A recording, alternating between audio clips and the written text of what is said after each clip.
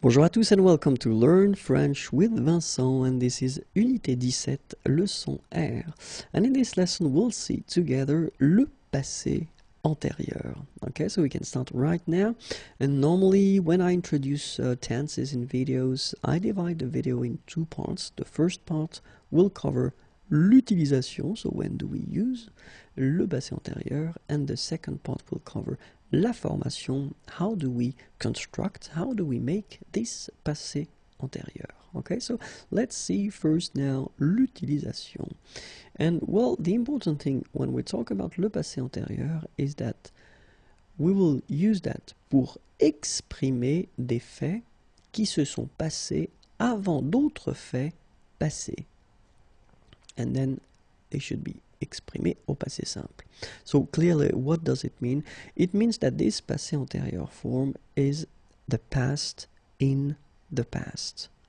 Okay, so when you want to express something that happened before another event that happened in the past, then in that case you should use le passé antérieur, but keep in mind that it works in connection to le passé simple. So it means that if you want to use that orally, if you want to use this past in the past concept, normally we've got, well, a tense that I've been introducing previously, and that's what we call le plus que parfait. Okay, but then in some cases, if you want to use le passé simple, and if you want to use something that happened before, then you should definitely use le passé antérieur. Okay, so keep in mind that l'utilisation est rare, so you will use it quite rarely, maybe never, okay, but you will probably encounter a few passés antérieurs. L'utilisation est à l'écrit, so it's mostly written, and then l'utilisation est dans le langage soutenu, so we are talking about formal French in that case. We're not really talking about the French that you will use orally with friends or family, okay, because in that case you will use other tenses of the past. So let's imagine that this is now, so this is the present, c'est le présent, okay, and let's say that you want to express something that happened in the past and you want to use le passé simple. Okay, so it's possible, of course. If you don't know how to make the passé simple, well, I've been making little videos on that, so you can check it if you want. Okay, so first idea, you want to express something in the past at le passé simple. So keep in mind that the rule is quite strict, because if you want to express something that previously happened, in that case you get to use le passé antérieur. Okay, so first le présent, then first thing in the past, you want to use le passé simple. Keep in mind that this is le passé antérieur. That should be used if you want to express something that happened even before. Okay, so this is the past in the past. This is the concept. An example here. So, dès qu'il eut bu son café, il partit au travail. So you can see here that you've got the verb boire, and it's at the passé antérieur form. So first he decides to drink his coffee, then he decides to leave and to go to work. Okay, so in that case you get this passé simple here. So that's the whole concept. First you've got this passé antérieur, then you get the passé simple. Everything happens in the past, okay, but then you wanted to use first, in that case, le passé simple, and then you get no choice, but you get to use le passé antérieur for this past in the past concept. So now let's see how do we construct le passé antérieur. And I've been deciding to put few examples, okay, so the first sentence will be always at le passé simple, and the second sentence will be at le passé antérieur. So le passé simple, je mangeais au restaurant. Okay, so the verb is manger, to eat. And then you will get j'eus mangé au restaurant. Second one, tu regardas la télévision. Regarder is to watch. Tu eus regardé la télévision. And then we've got il alla au travail. Il fut allé au travail.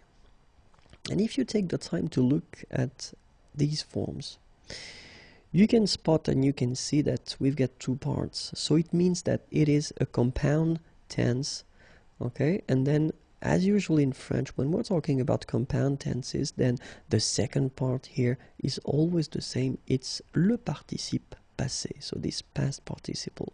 Okay, so manger will become manger, regarder, regarder, aller will become aller. Okay, and the first part here, as usual in French, we will use whether avoir or être. And in this case, when we're talking about le passé antérieur, then avoir should be, or être should be at the passé simple form. Okay, so this is the concept and this is the way we will construct this passé antérieur form. First you've got avoir, and it must be conjugated at the passé simple. Then you will put your participe passé, this past participle, and you will get le passé antérieur. Okay? In some cases, remember, we will use être. Same thing here, you get to conjugate être at the passé simple form. Then you will put le participe passé, and it will give you le passé antérieur.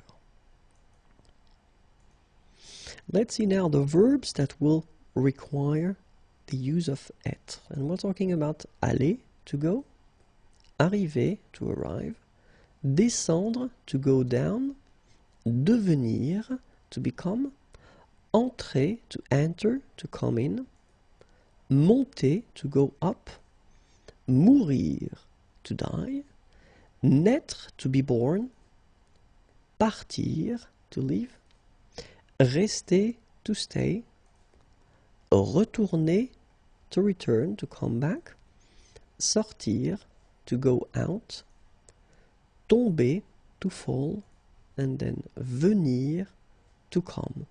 So all these verbs will be conjugated at le passé antérieur, or then more generally at all the compound tenses in French with être.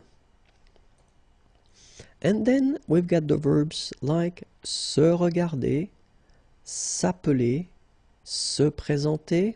Okay, so to watch, to look at oneself, to call oneself, to present oneself. So these verbs are called les verbes pronominaux. And all les verbes pronominaux will as well require être at le passé antérieur, or more generally at all the compound tenses in French. So let's see now how avoir is conjugated at le passé simple, because that's the first part that we will use in this passé antérieur form. And it's j'eus, tu eus, il, elle, on eut, nous eûmes, vous eûtes, ils eurent, elles eurent. Okay, so j'eus, tu eus, il eut, nous eûmes, vous eûtes, ils eurent. Then être goes like that. Je fus, tu fus, il fut, elle fut, on fut, nous fûmes, vous fûtes, ils furent, elles furent. Okay? Je fus, tu fus, il fut, nous fûmes, vous fûtes, elles furent. Okay? So this is the first part. Remember that you get to use when you construct this passé antérieur. Then the second part is what we call le participe passé. And keep in mind that when we're talking about the verbs from the first group, regular verbs ending with er, then they will be quite easy, because you just need to take away this er form and you put accent aigu instead. Phonetically it's quite easy because it's exactly the same thing. Parler will become parler. Regarder will become regarder. And even this tricky verb aller, to go, remember you don't conjugate that like the verbs from the first group, but even this one, when it comes to this participe passé form, then it's quite easy because it goes like aller. Okay? Parler, parler, regarder, regarder, aller, aller. Alright, so the second group of regular verbs, so ending with er, remember we're not talking about all the verbs ending with er, but they will be quite easy as well, because you just take away this er thing and you just replace it with I. Okay, so choisir will become choisi. Finir will become fini. Unir will become uni. Okay, etc., etc. After that, of course, we've got the tricky ones. So verbs from the third group. So we can make some subgroups, but then be careful. You should definitely learn them by heart, but if it helps. So les participes passés qui finissent avec U, that will end with U, for example. Connaître will become connu. Voir will become vu. Okay, and then in I as well. So partir will become parti. Rire will become ri. Okay, and then in IT, écrire will become écrit. Dire will become dit. And then in IS, mettre will become mis. And prendre will become pris. Okay, so connaître, to know, connu. Voir, to see, vu. Partir, to leave, parti. Rire, to laugh, ri. Écrire, to write, écrit. Dire, to say, dit. Mettre, to put, mis. Prendre, to take, pris. Okay?